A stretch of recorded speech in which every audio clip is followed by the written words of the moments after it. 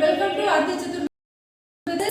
तो देखिए हम आज फिर से लेके आए हैं केमिस्ट्री का एक बेहद इंपॉर्टेंट टॉपिक जो अक्सर 2 या 3 नंबर में पूछा जाता है। कौन सा टॉपिक है? यूरोट्रॉपिन क्या है दोस्तों? देखिए बोलते हैं ना बूंद बूंद से घड़ा भरता है।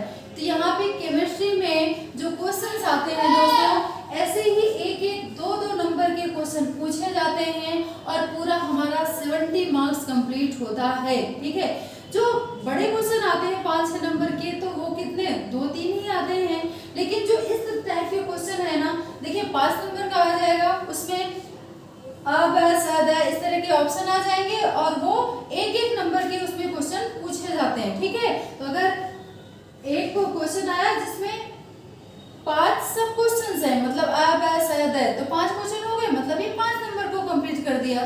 तो अगर हम सोचेंगे ना कि ये 1-2 नंबर का क्वेश्चन आता है, कोई दिक्कत नहीं, हम दूसरा क्वेश्चन इसकी जगह कर लेंगे। तो ध्यान रखिएगा, अगर ये क्वेश्चन छूट गए हैं तो आपके जो परसेंटेज है वो भी डाउन हो जाते हैं और मार्किंग भी डाउन हो जाती है।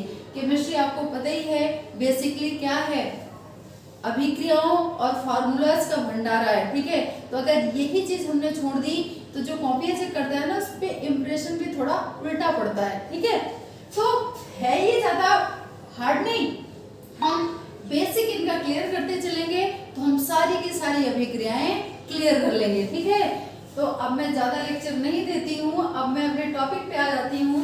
तो देखिए दोस्तों, यूरोट्रोपिन क्या है? मतलब फॉर्मल्डिहाइड अमोनिया के साथ मिलेगा। फॉर्मल्डिहाइड का सूत्र क्या हो गया? HCHO, अमोनिया NH3, ये इनके साथ मिलकर क्या बनाएगा दोस्तों? हेक्सामेथीन टेट्राएमीन। मतलब हेक्सामेथीन और नाइट्रोजन कितने हैं? 4, तो हेक्सामेथीन टेट्राएमीन ये बनाएगा, जिसे हम क्या बोलते हैं दोस्तों? यूरोट्रोपिन। तो यहाँ पे इसकी रिएक्शन देख लेते हैं, एक सन पे रिएक्शन हो जाएगी। तो यहाँ पे देखिए क्या है, HCHO प्लस अमोनिया है दोस्तों, तो यहाँ पे हम क्या लिखेंगे? NH। मैं बार बार बोलती हूँ केमिस्ट्री में आपको सूत्र, सिंबल, ठीक है, और जो भी इनकी वैलेंसी है वो आपको याद होना चाहिए, जिससे आपकी केमिस्ट्री बिल्कुल इजी बन जाती है। ठीक है, तो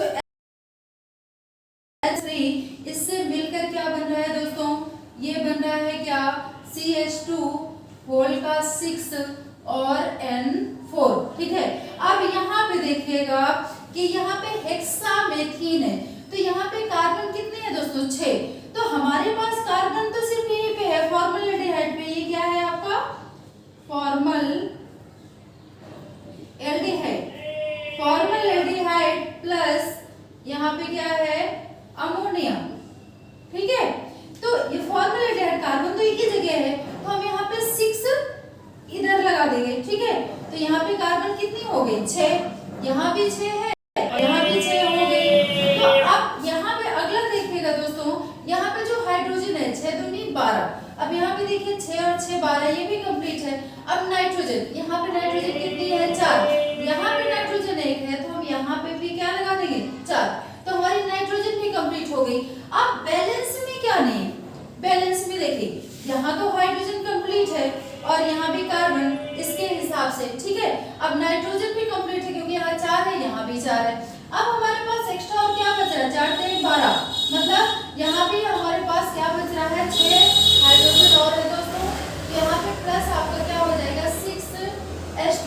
अब यहाँ पे देखिए ऑक्सीजन भी आपकी कितनी है? 6, तो यहाँ भी यहाँ ऑक्सीजन कितनी हो गई? 6। ठीक है, अब देखिए कंप्लीट है 6 6 12 और 12 24, यहाँ 6 दूनी 12 और 12 24, हाइड्रोजन कंप्लीट है। कार्बन देख लेते हैं 6, यहाँ भी कितनी है? 6।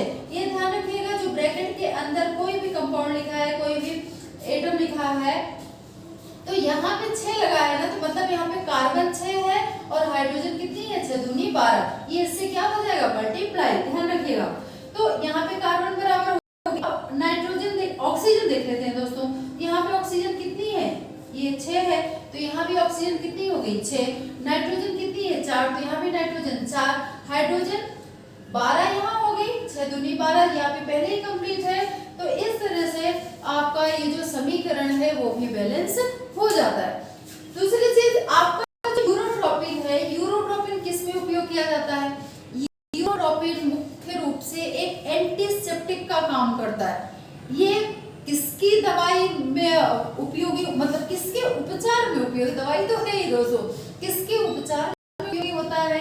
तो दोस्तों यूरोट्रोपिन मूत्र संक्रमण, मूत्र के रास्ते में अगर कोई मूत्र संक्रमण, ठीक है, यूरिन इन्फेक्शन में ये मुख्यतः उपयोगी है। अगर मूत्र के रास्ते में कोई इन्फेक्शन हो जाए तो वहां पे यूरोट्रोपिन का उपयोग किया जाता है।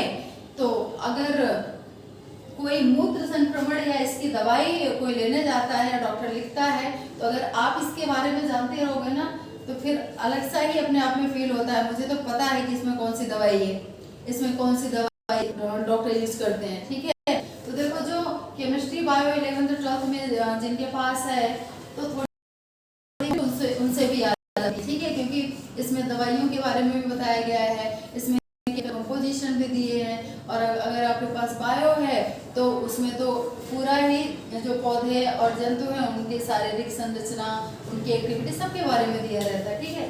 तो मैं ज़्यादा लेक्चर नहीं दे रही हूँ, ठीक है। तो आप अच्छा, यूरोट्रोपिन का यूज किस पे किया जाता है समझिए, मूत्र संक्रमण, या सीधे सीधे आप क्या बता दोगे, इसका उपयोग एंटीसेप्टिक के रूप में किया जाता है, ठीक है। और तीसरी चीज ये है कि जल में घुलनशील बहुत जल्दी जल में विलय हो जाता है, ठीक है। तो ये इसकी कुछ प्रॉपर्टीज हो गई, और ये यूरोट्रोपिन ये पूरा बनने की विधि हो गई, ये इसका रिएक्शन हो गया। तो अगर ये 3 से 4 नंबर में भी आता है तो आप थोड़ा अगर इसको बढ़ा के लिख देते हो तो आपको पूरे मार्क्स मिलेंगे, ठीक है।